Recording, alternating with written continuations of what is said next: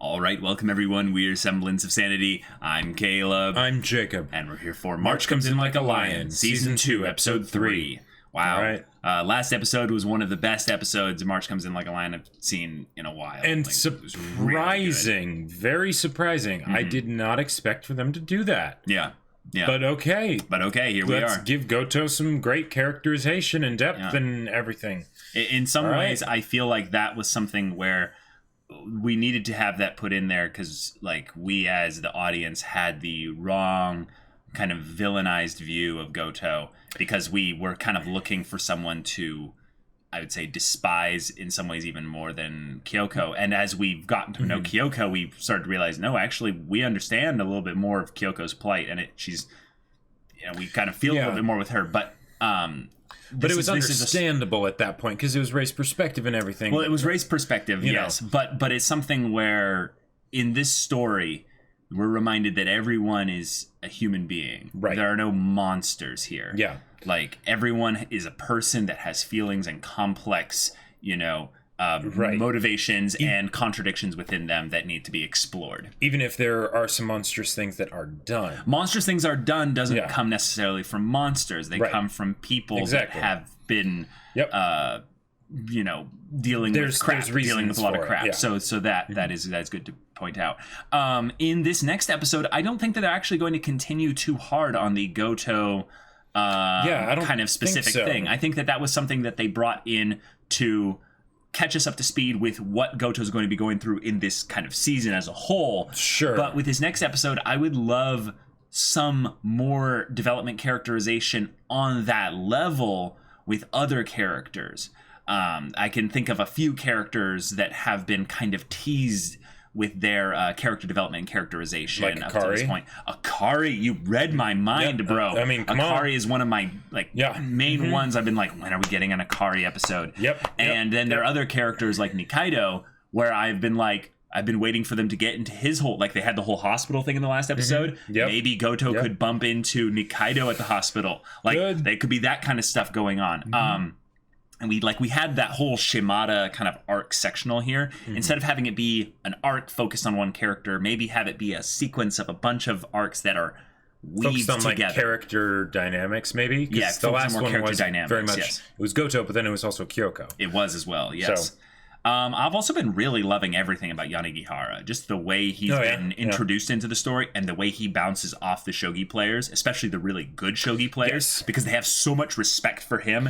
And yet they also have this weird kind of like, he's an old guy, so we don't really listen to him as much kind of thing. Right.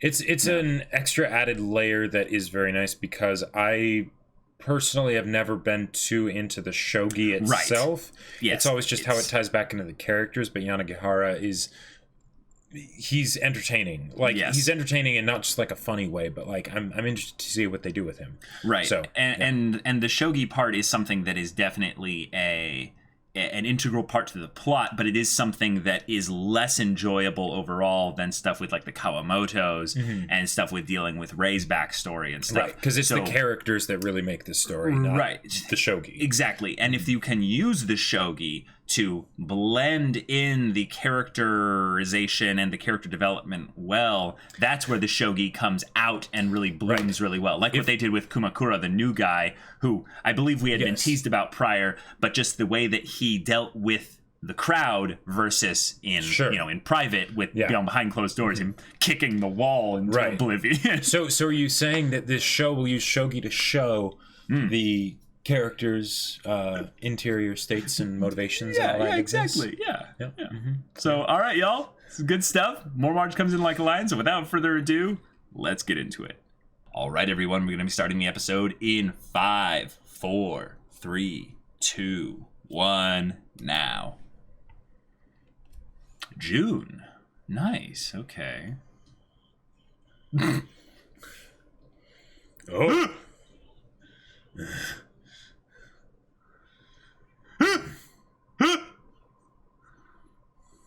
Nice. Wow. What? Oh my gosh. Yeah. Wow. Oh, the weight, the girth.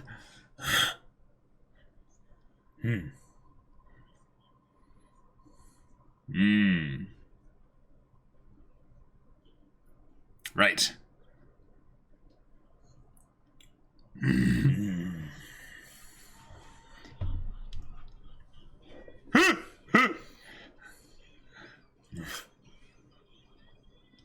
Wow.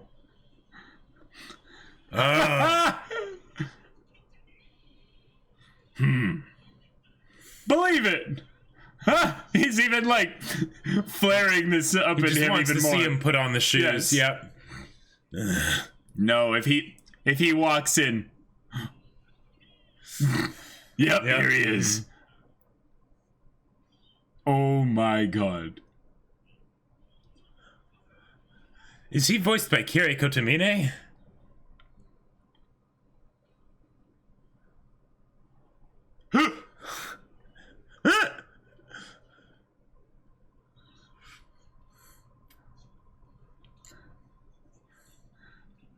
Oh my gosh. Okay.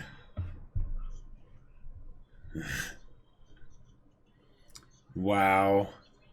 Wow. That was what hilarious. Even was that? That was hilarious. What even was that? Freaking Smith and oh my god. That was just like wait, what? Wow. Okay, but the beginning of this opening, it starts with like a footstep. It reminds me a lot of the of Sengoku's opening in Bake. Oh, I feel ya. Yeah.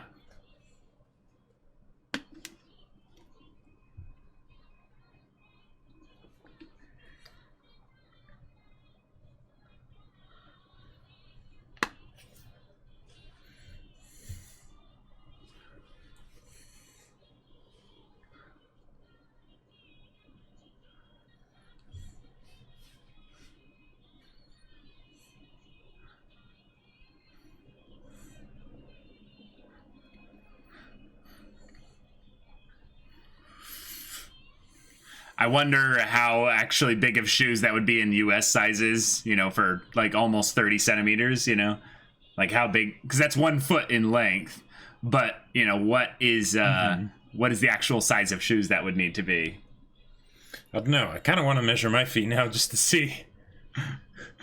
I mean, we could do a quick Google search. It would solve the whole thing there because, you know what your size is and stuff. But, yeah. Ooh. Food. So quiet you can hear everyone slurping and Oh! Whoa. Wow! What a bento box. Oh my god, just perfect food. Ah, luxurious indeed. Okay, nice exposition over some food. 26 and below, 5th dan and below. Okay. 42 players. Nom nom. I'm so hungry now. Yeah, choose one or the other. Yeah. All this good-looking food is distracting.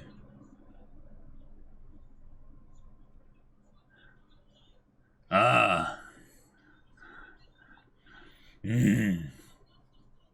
Indeed.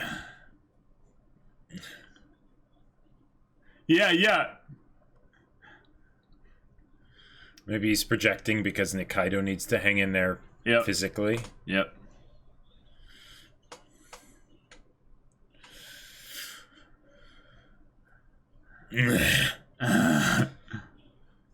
Project X. Wow. Indeed.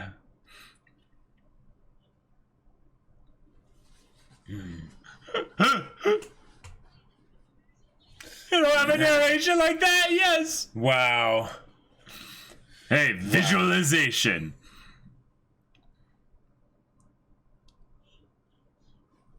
The chairman. Oh, is this Yanagihara?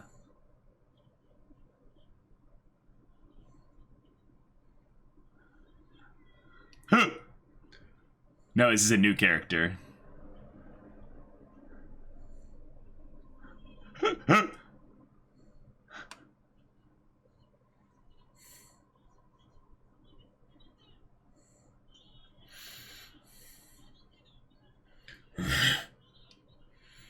Whoa.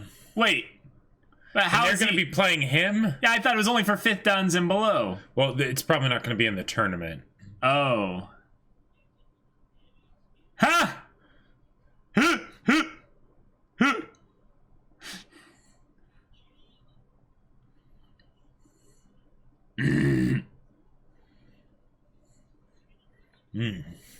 But you're involved here. You can't deny it, Kiriyama. So arrogant. He used his voice very well. He did. The power of a Seiyu is incredible, yes.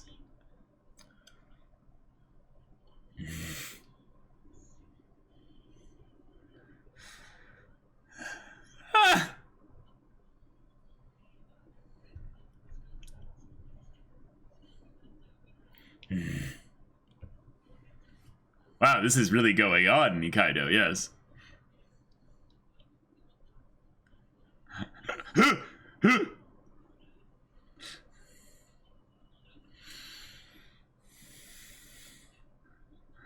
Nani sore?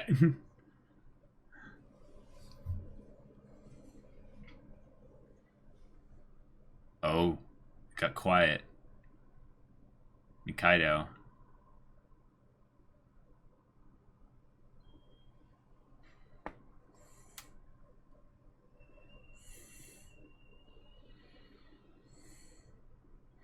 He's imagining it now?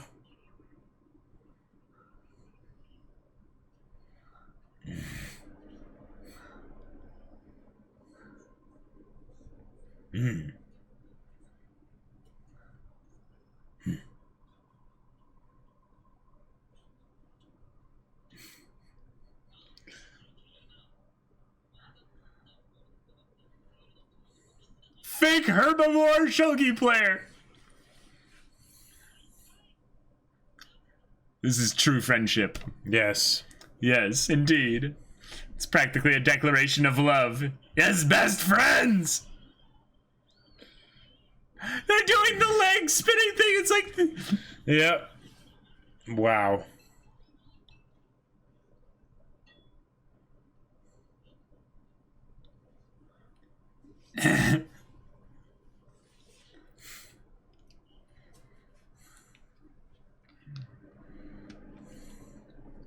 Nice dark aura coming from the top there. Wow.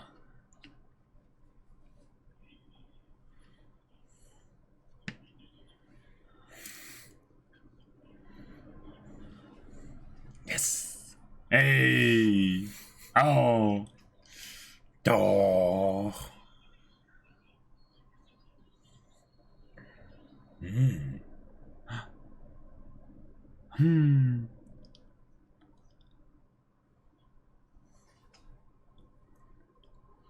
Peaches.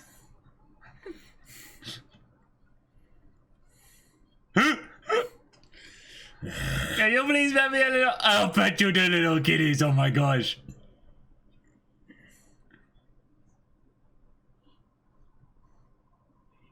Was that like a jelly?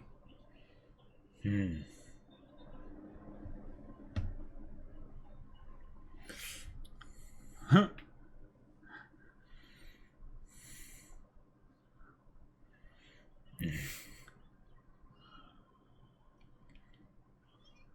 A duck?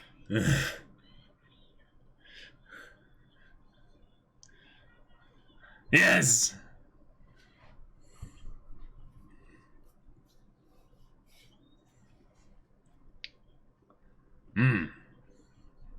Right.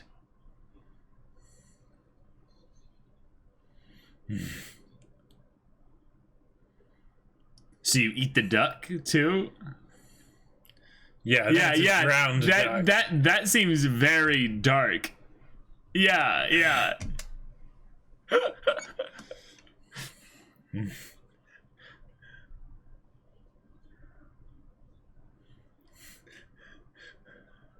I love how he's using Momo to come up with ideas. And she's got the Araragi, you know. Uh-huh.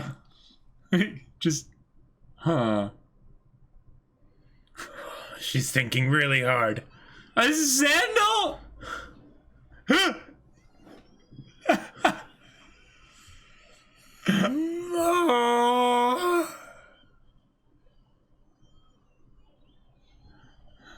Visual image.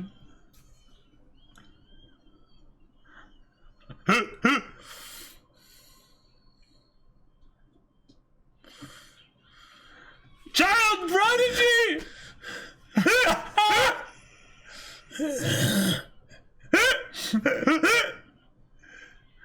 Oh my god. Oh, hail Momo. Bless Momo. We are all...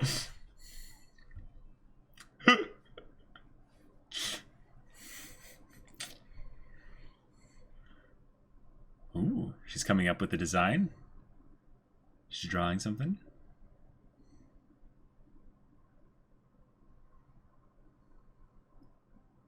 Oh. Maybe we're getting some more Hina focus. Maybe. Yeah.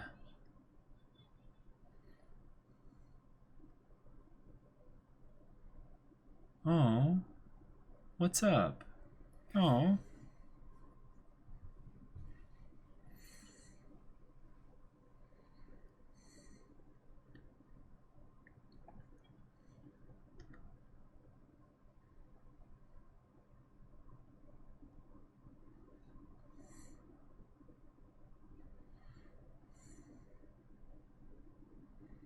Oh.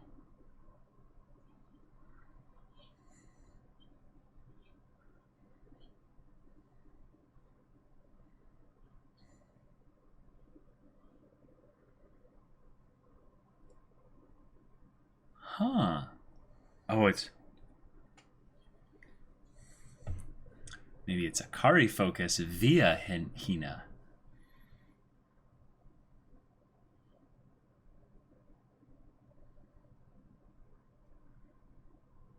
Maybe there's a special someone.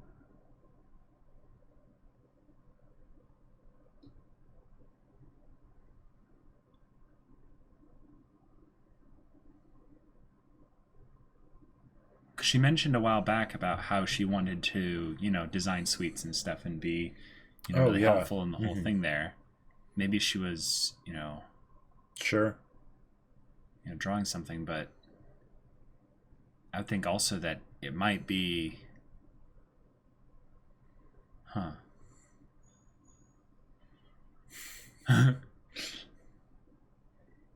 Egg salad's always been a thing that I don't think I've ever had done really well. Yeah.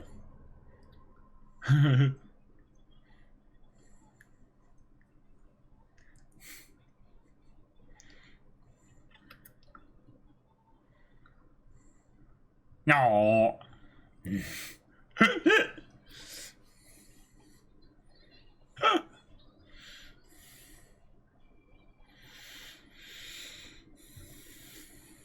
Oh, freshly fried donuts. That hot and steamy. Oh my god, that's... Why do they have to make us hungry like this? I always get hungry after I watch one of these types of episodes. I'm just like, oh.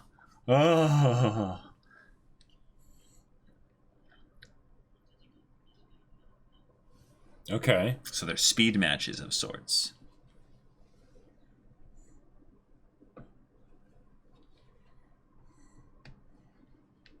Okay. Who shall his chance encounter at the park bench be?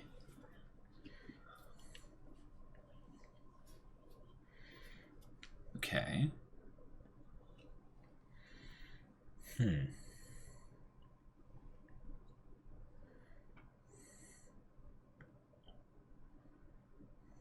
Right, having a system of moves to make sure that he can, follow an overall strategy without losing it, yeah.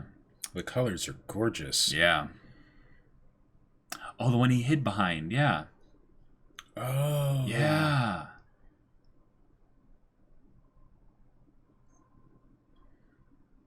Or wait, no. This is a different one, because those ones are raised a bit. Yeah.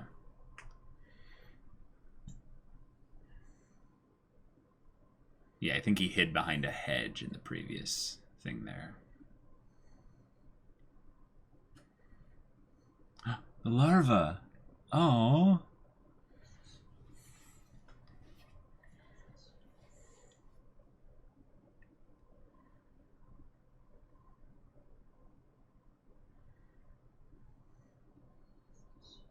Whoa.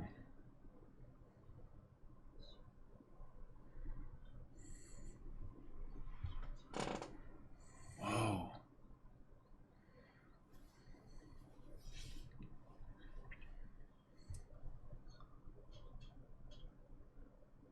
What a dick thing to do.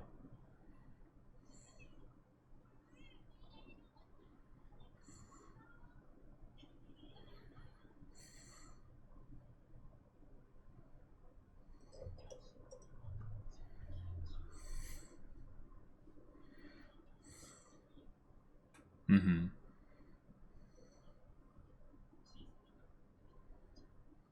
Hmm.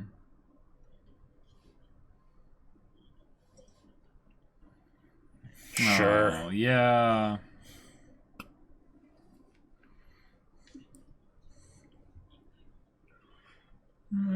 Oh, what the hell?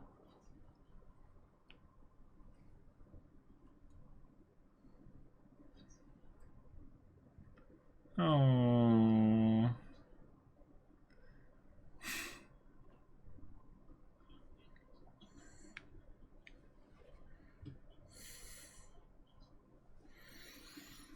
Right, not feeding the trolls basically, but but it kind of killed his emotions in a lot of ways, it seems. So he became the cold robot.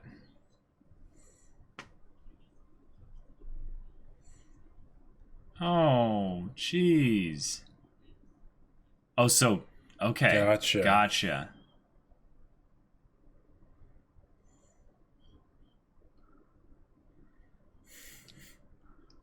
So this is what he did when when he was on that little trip thing.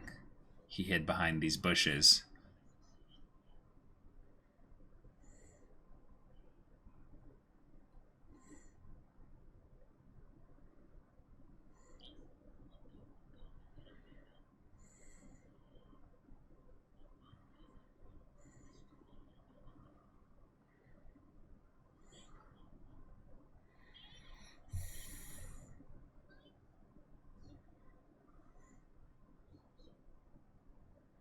Oh. Wow. Whoa. Oof. The more they resented me because she's just trying to make him feel better because she knows that. Crap. Oh, this is too real.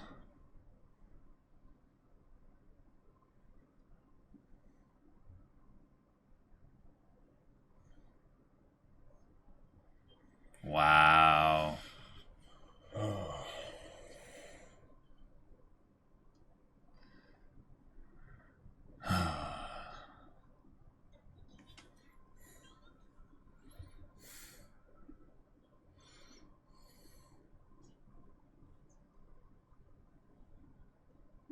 Wow, the arrow, like he's stuck going in a single direction.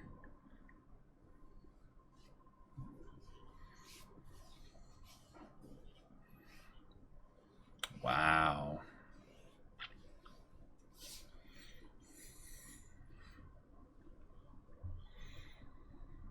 That's a great way to describe it. And terrifying. Very terrifying, yeah. Ugh.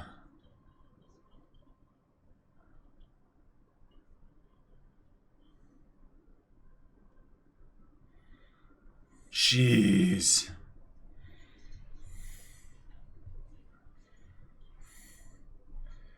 Wow. Whoa.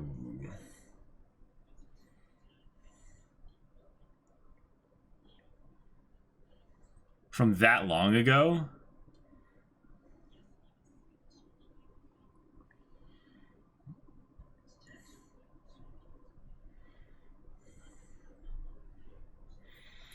Okay. Dang.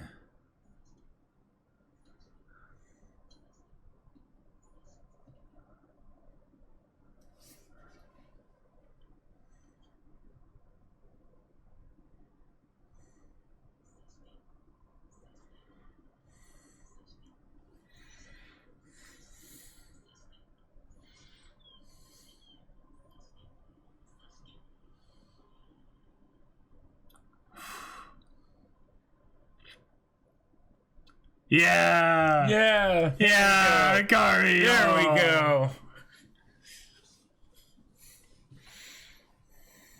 Wow. Wow. Okay. I don't think they've ever gone so explicitly into why he's good at shogi.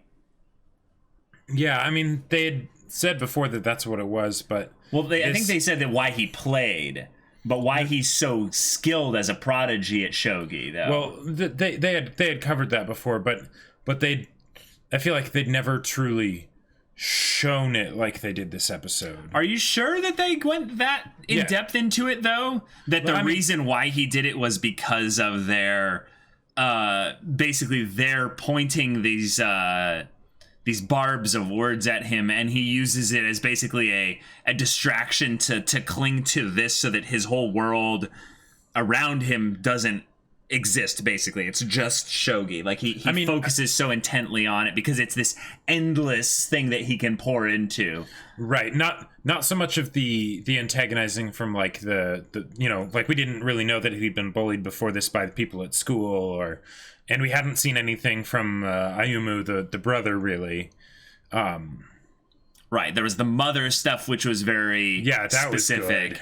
But I think that what we kind of assumed was that he went to shogi because of the loss of his family. The trouble in his environment around his life. Exactly. But this was more specific. Ooh.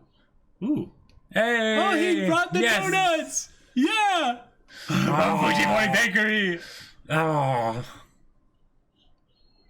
Mama's like, give me the donuts. So she's practically drooling. Yeah. She has like this monster look on her face. Must consume. Oh yeah, where's Hina? Can I partake?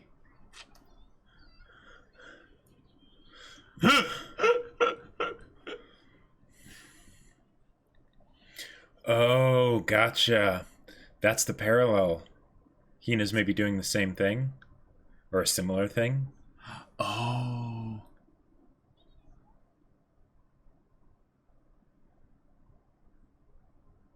No. Oh.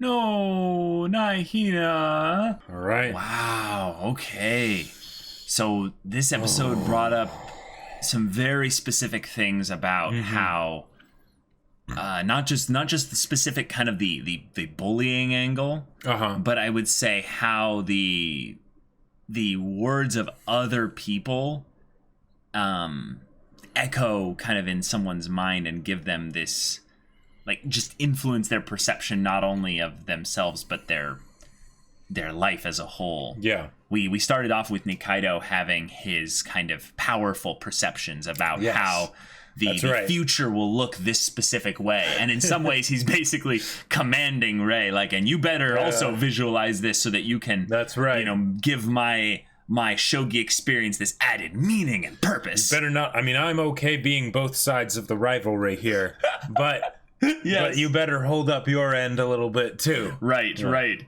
And then we went...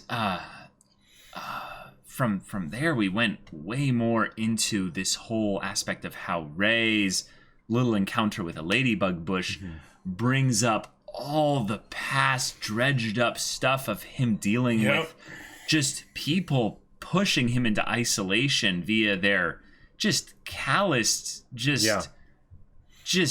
and And I'm glad that they didn't make it so that it was that Ray was having trouble with that now.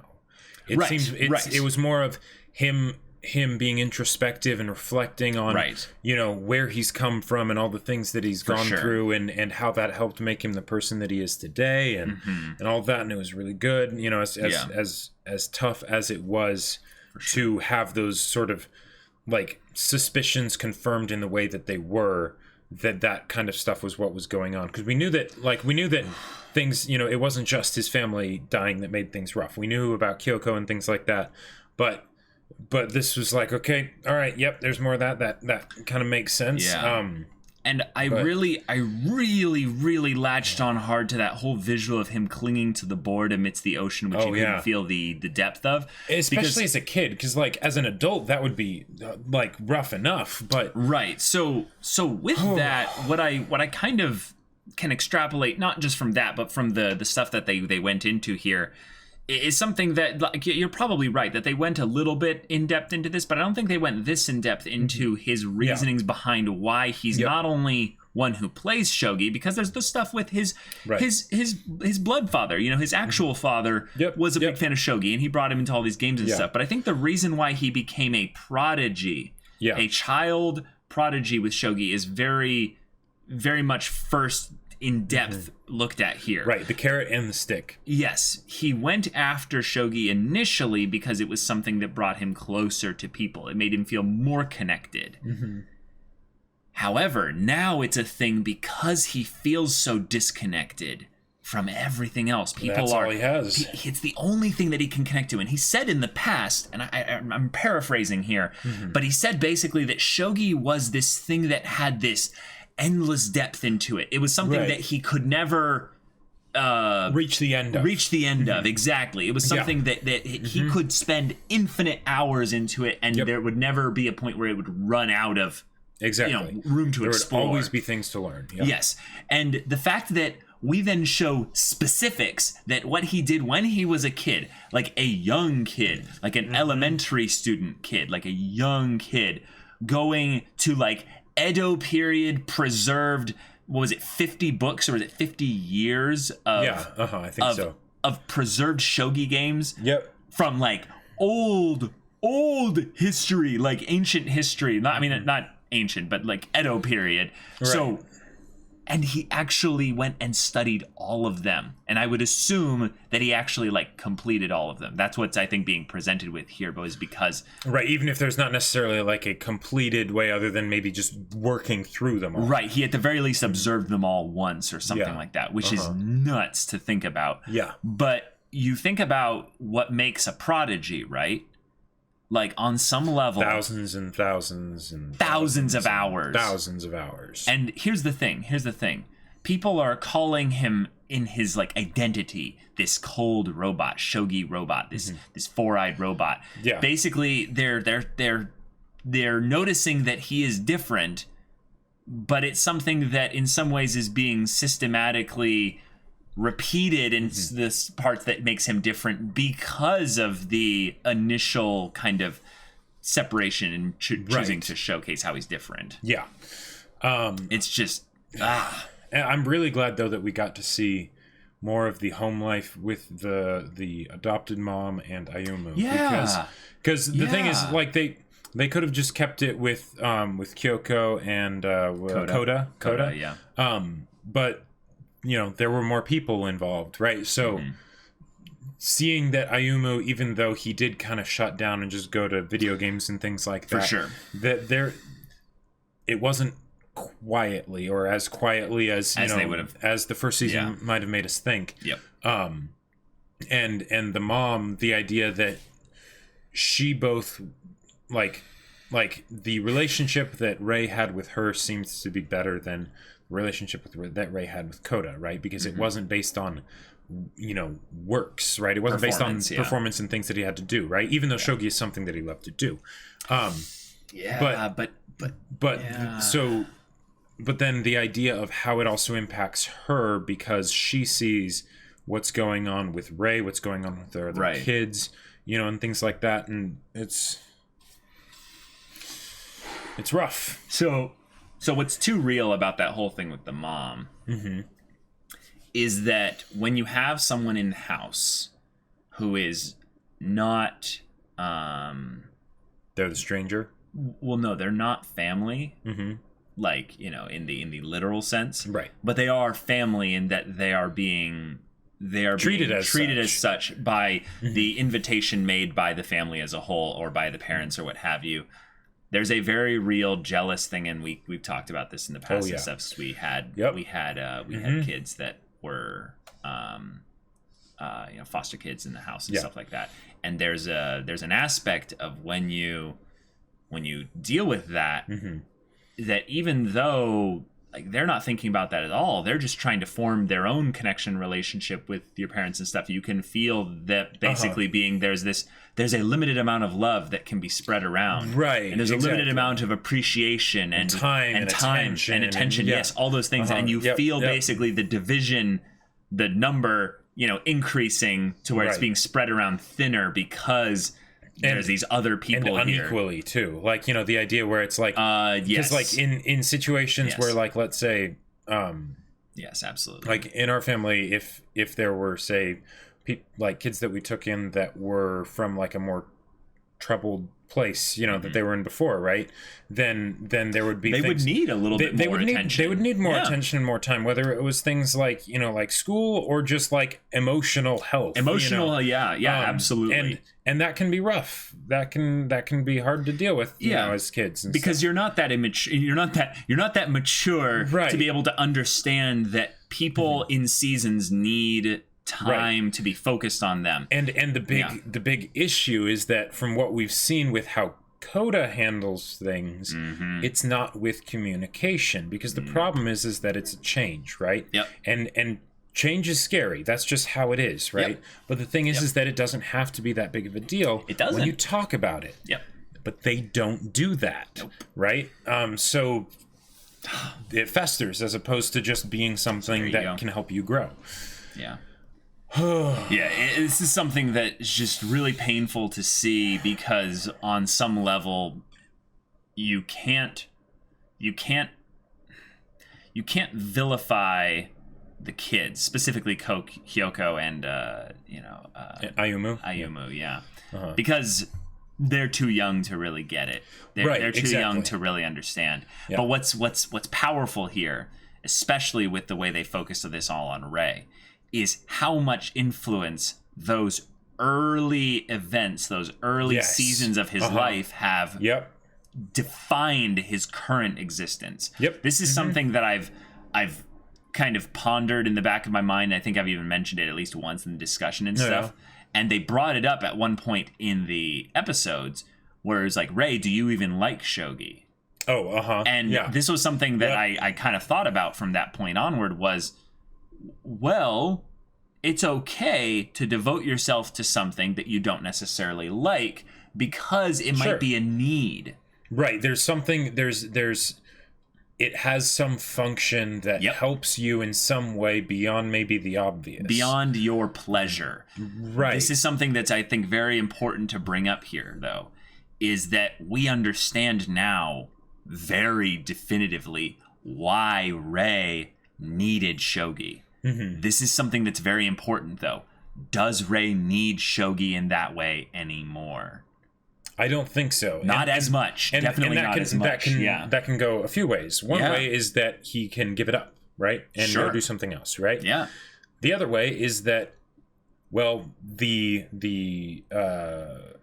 silver lining to all of that is that it gave him this skill that now he can use and make his own and fully enjoy, like he did back when he was playing with his dad. For sure. And make this be something that he makes a living off of and stuff. And finds connections and friendships with, like Nikaido and stuff. Exactly. Yeah. And it can be fantastic. And it boils down to how he's going to, how do you want to do this? How do you want to do this? Yeah. And because of the growth that we've seen Rei go through already, I feel like he is able to make that decision, because before in season 1, not that he needs to make any particular decision, but in season 1 the decision that he seemed to make was to not make a decision, right? And that's also a decision, but the thing is that it's not necessarily like the best one, and like as like a long-term strategy it might do you for a spell, right? But eventually, you know, might be a good idea to face the demon, and here he kind of already has, so now he can deal with it in a calm, rational way of, okay, what do I truly want to do here? Right. I think that he won't give up Shogi. Like, he might give it up in the story, like, way later or something. Mm-hmm. But what I think this story is more about is, like you were saying, the silver lining aspect. The idea that because of all this trauma that he's dealt with in his life, it has shaped him in a way that he's not a fan of. He didn't like that. But because of that, he met the Kawamotos. Yep. Because of that, he has a best friend even in Harunobu, in Nikaido. Even if Rei is not best friend, like, we might not be there just yet. Right. You know. But the thing is that there's something special in when you look at life in the present. Because when you forsake the past, you forsake basically the idea that it has any pressing meaning in the present. Right. It doesn't define you. It doesn't define you. There's so much freedom that Rei actually has in this life here. Because in a lot of ways he's blessed by his I would say his circumstances that are incumbent upon him surviving in life in general. Right, exactly. So, he still needs to pay for rent and put food on the table and the right, but he doesn't have any problems with that. Right. That's something that, because of the trauma that gave him the skill, like you were saying, that makes all that stuff easy. And in some ways it actually positions him in a weird way to help those like Nikaido or the Kawamotos. Yeah, Yes. So I'm very interested to see in how he redeems Shogi in his mind to becoming something else, something more than just the board that he clings to, something more than the endless abyss that he delves into to make sure that he doesn't have to worry about pain coming from his connections, from the environment. Something that he doesn't have to focus on in a negative way, but can focus on as a means by which he can, in some ways, in a very meta way, kind of allow the story to influence him, allow the story to connect with him, and to pull out the better parts of him. Sure. Because there's this aspect of Rei that you can tell is muted. Yes, it's something that is a great word for it. It's the whole submersed underwater thing that they did. Yep, and the whole like black and white motif that they used a lot in the first season. Whereas now it's like colors everywhere. He's even running when it doesn't on make water. Sense, in the OP. There's or even in the show, like when he was going to the bush, there was like gorgeous pink and purple light everywhere, and the grass was this vibrant green. Like, he is in a good place right now. And even remembering the bad, that's not going to ruin it, right? Right. There's an aspect of life's freedoms and joys that is just within his arm's reach, and he just needs to reach for it. But I think because, like they were saying, he's clinging so hard to the shogi board, he's not fully able yet to maybe hold out his hands open for whatever life comes his way, or stand on the shogi board. Sure. Yeah, that's another great visual as well, basically using shogi as a foundation to build upon the future of his life. Right. And maybe so help other people that are, struggling. Right. And in some ways there are characters in this story like Nikaido that fulfill certain roles in visualizing. I would say a future for Rei. I would say Nikaido is a perfect example of that, in that he is trying to get Rei, visualize with me, brother. Let us cast aside like any that stand in our way and soldier on to the future. Yes. This is ours. Seize the day. And Rei's just like, this is really like, I'm just gonna. Oh my God. I gotta get out of here. There was some great comedy this episode. There was some hilarious comedy this episode. It was something where it was jarring. It was so like goofy, right? But it was something that was also so far in the beginning of the episode that it's almost been overshadowed by the brilliant drama writing that was done in this part. Yep. But Let's actually talk about Hina really quick. So you think it's a bullying situation at school? Well, it might be a bit more complicated. So, yeah, it might. So here's the thing: the way they set it up, there's definitely a parallel with everything that they did with Ray. Yes. The fact that they went into such detail about the stuff that happened with Ray, I think, has a lot of value for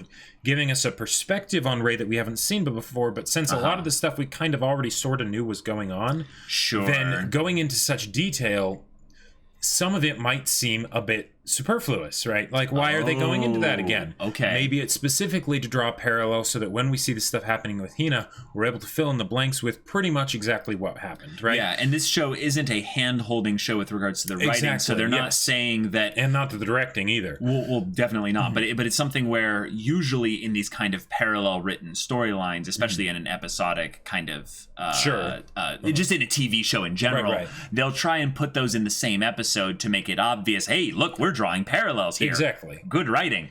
What they're probably going to do here is in the next episode, then they'll do these parallels like you were saying, and Ray might have actually his first opportunity to be there for the Kawamotos and there maybe to help and to pull off some of the burden maybe from Akari, who is worried for Hina, but also because of the role of them being younger and older sister, maybe it's a little bit... There might be a limit to what she can do and what Hina will let her what Hina will let her be involved in. And the fact that this was called the Ladybug Bush Part 1. Yep. It means there's Part 2. And how this one left off, so one, it's great because it's almost obvious now at this point, right? Yeah, and it's great that they do this because it showcases that the manga also had the same parallels and stuff. Like the directing of this show is fantastic, but the material, the source material that they are adapting, was basically handed it to them on a silver platter. Right. It all fits rather exactly. Well. Yeah. Now, the fact that it's a part 1, so part 2, that makes me think that Ray might also potentially get vulnerable with them as well in whatever way is appropriate in order to basically help, take the load off of Akari, connect with Hina, whatever, which is a great callback to what Hayashida told him in season 1. Yep. And as for the details of what happened with Hina, right, it seemed to me that it was part like love confession type thing, part bullying. Yeah, potentially on the same day. The whole missing sandal thing that Momo accidentally foreshadowed. Yeah, which was kind of like, wait a minute, what? Right, and the fact that it wasn't that what she had on wasn't a sandal; it was just like a slipper. So it makes me think that that someone probably took one of her shoes, or potentially that she got upset and threw one of her shoes at somebody, and then maybe stormed off running or whatever. Who knows? Crying from that. Because Hina does have that fiery side of her. She does. But I want to throw another potential thing into the equation here. Okay.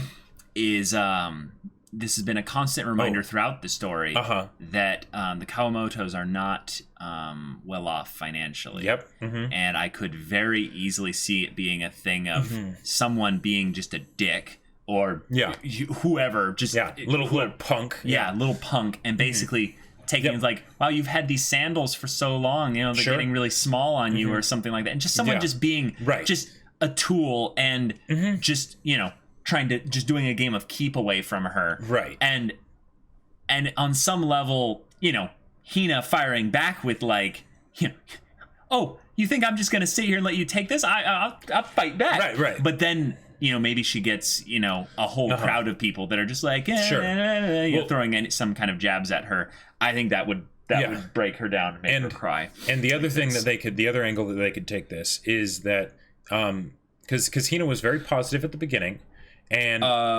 before positive in the beginning of the show or this episode in the show, this episode before all the stuff happened, she seemed to be rather happy, and she was drawing and stuff like that. She seemed quiet though. She seemed quiet, that's true. But given what they'd done with Ray, it could be also that it was focus, because she had said previously that she wants to design sweets and things like that and help take over the shop. Right. For Grandpa and everything. We didn't see the drawing really. And we didn't really see the drawing. And one of the things that the Grandpa was talking about with Momo was, it was very much shop focused, right? And the stuff that we got with Ray was very much Shogi focused, right? And that he got made fun of because of that. So it could be something where maybe because the whole thing of her not eating as much and things like that, it could be a thing of focus, or it could also be a thing of her, crushing on somebody, right? Possibly, yeah. And the crushing on somebody, it seems like more of the stereotypical thing that I would assume, given the things that they did to potentially foreshadow it.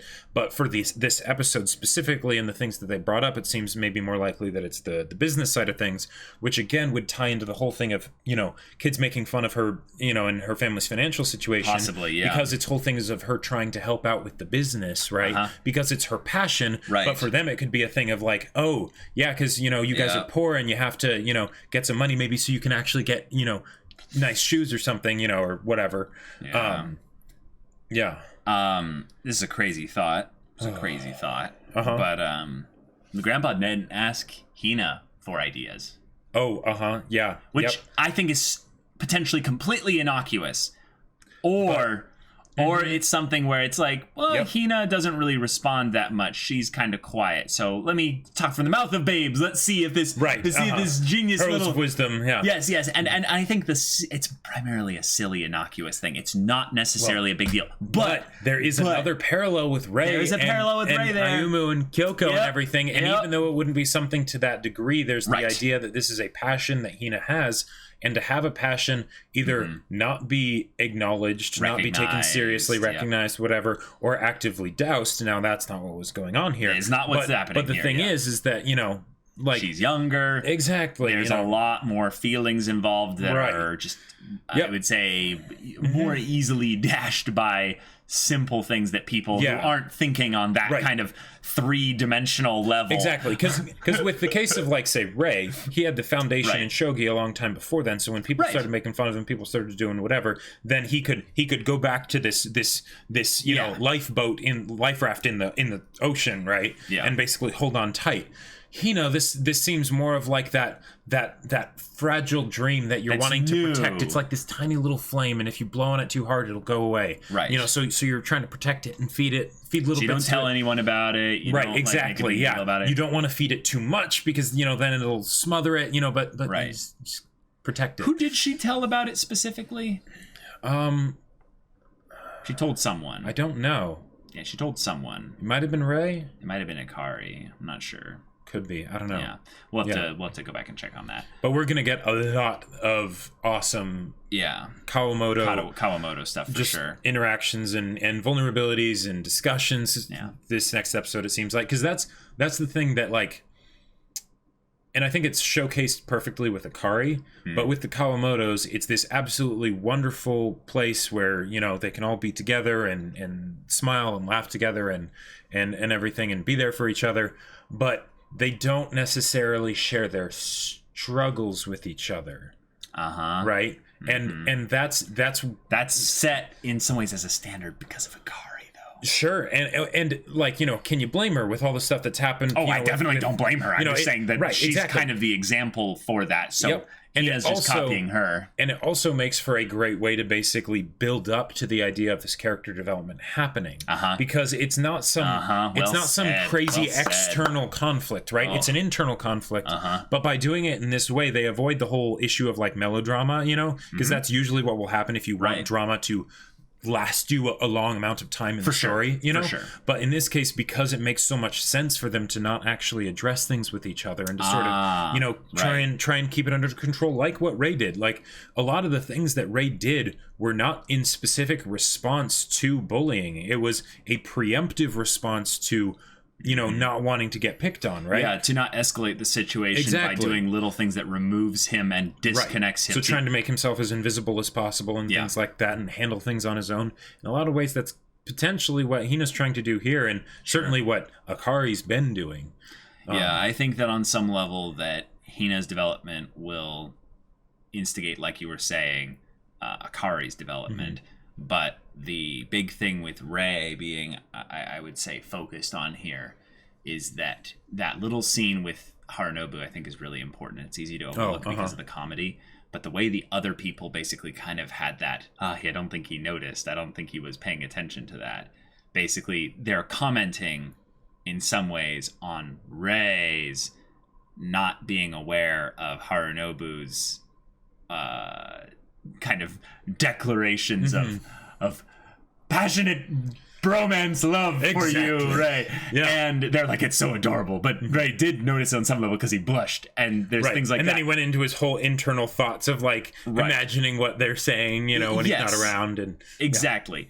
But here's the thing I find to be very important with that is that Harunobu has been trying to build the connection with Ray. Yep. Ray is not really reciprocating that because I think on some level he doesn't do shogi to connect.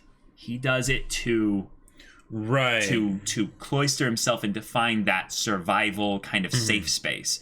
Yeah. However, when Harunobu keeps kind of banging on his safe space and being like, hey, let's be friends. Yeah. Let's dream together. Let's build together. This is great. Yep. Ray gets embarrassed and gets like it's almost like Ray is flustered and his little heart is like, I feel so loved and wanted, but he doesn't reciprocate it. Right. He doesn't actually. He's not used to actually feeling that, and such. You know, it's the whole thing of like with he mentioned with the Kawamotos in season 1, where it's so warm, but then when he leaves, it's cold. Right. You know, it's this and it like, you know, explain that whenever he goes there, it's like this amazing thing that just soothes his soul. But then, I totally get that, but how does that connect back to the Harunobu thing? That basically he's not used to dealing with that kind of stuff. He you know, it's still something that is right. That okay. It's basically magnified, right? Where you know, I feel like Harunobu is basically doing it in all this brash, you know, thing to try and let it reach Ray and break past his like barriers, defenses, right? But it's almost just Ray's just cooking in his armor and is like, I'm just gonna go. Yeah, exactly. It's actually like the people who, or as he was imagining them, that were saying, which I still think that scene of having the way they show that there, I think that's more actually what they're thinking. And he's like realizing that that's what they're thinking, right? Is that that's, you know, so cute, you know? Because on some level, I think Ray wants the Hayashidas and the, you know, the Nikkaidos to burst his bubble, but patterns are in conflict with itself. Patterns are hard to break, right? And and the thing I think that's really painful about this here is that you know Jacob and I are introverts, but like there's something really kind of annoyingly kind of fun when an extrovert kind of claims you. Yeah, and it's like, hey, I'm gonna keep you. Yeah. Yeah, you're mine for the next like little bit. You're just like, okay, fine. Yeah, it's not like I wanted you to. Exactly, baka. I mean, come on, like, as introverts, like, I won't speak for any of y'all, right? But okay, I know so many times where I was at like a party or a public event or whatever, and I was literally just like, if only an extrovert would just come over here and just be like, okay, cool, I can see you're uncomfortable. Let me show you around. It's cool. Yeah, you know, just stick with me, kid. You and they take you around to places exactly. like that. Yeah. I will say that that's something that I think you and I both very much would appreciate, but we would have kind of a baka, like tsundere kind of thing. But the thing is, Ray's I don't think is any kind of sun. It's actually more of a thing of him being like, I've never experienced that. I have no grid for this. Right. But the thing is that that's wrong. He has been experiencing this over and over and over again with Nikkaido, which shows that he's not actually listening. He's not really realizing what Nikkaido's trying to do. Those things, he just kind of forgets them. Like they don't register with him. He just goes on to like the instinct knee-jerk reaction of, this is too much. You know? Oh my God, feelings. Right. And then which is why the Kawamoto's place is so perfect for him in a lot a ways, because it's that place where it's the you can just be here. It's the other end of the spectrum. It's not aggressive at all. And you need a bit of both. Like, let's be real. I think Ray needs this not because it's something that it's a need that is not being met. He is getting that connection, I would say, with people like the Kawamotos. But it's because on some level, I think Ray is soon going to have to be the initiator on certain things. Sure. And if he doesn't learn how to do this from someone like Harunobu, even though Harunobu doesn't do it perfectly, right? Harunobu's consistent. He keeps at it. He's for now. And because there's the whole added aspect of us just having this potential meta knowledge that Nikaido might not be around much longer. And I still... Like, he might die this season. Like, I still think that it's something that we have like, decided that this is law. And the show could just reveal that no, he's not going to die. It's just that he is very much in a weakened state of health, so he clings to friendships because maybe the fear of death is there. Exactly. It's not that he's actually truly decide to live. Right. And that's where Ray can help, like, can learn from that. Exactly. And now that Ray has basically gotten a foundation built where he's looked in on himself and he's done some growth as a person, that he can be a bit closer to that fire without getting burned. Great way to put it. Yeah. I think that this show continually shows us that there's really clever stuff being set in with the character interactions, but a lot of the character interactions that we would think are more or less innocuous, we can never really assume that because of how in-depth and well done the writing is in the story. And it's primarily, I would say, through the characters, but there are little directing kind of moments like you were noticing there where we're like, whoa, hold on. Like the way Hina just showed up, we immediately like knew this is like horrible, this is bad, this is we need to go into this. Then, you know, we remembered, this is part 1 of the bush. So here we go, part 2 next week, y'all. So thank you so much for watching this episode's reaction and discussion. We have been loving discussing this show recently. It's just been cranked up to 11. Like, can we rate this like first like bit of the second season at 11 out of 10? Like, it's well, I mean, both seasons are 22 episodes, so that means each half is 11. So I mean, make of that what you will. There you go. So y'all, thank you so much for watching this. If you want to see the next episode's reaction discussion, I think I already said this, but check out the link in the description below for our Patreon. You can get an early access there, and any level of support gets you access to our Discord where you can be involved in the discussion of these types of shows or just whatever. And if any of that interests you, we'll see you there. But until then, we're Semblance of Sanity. I'm Caleb. I'm Jacob. And we'll see you all next time.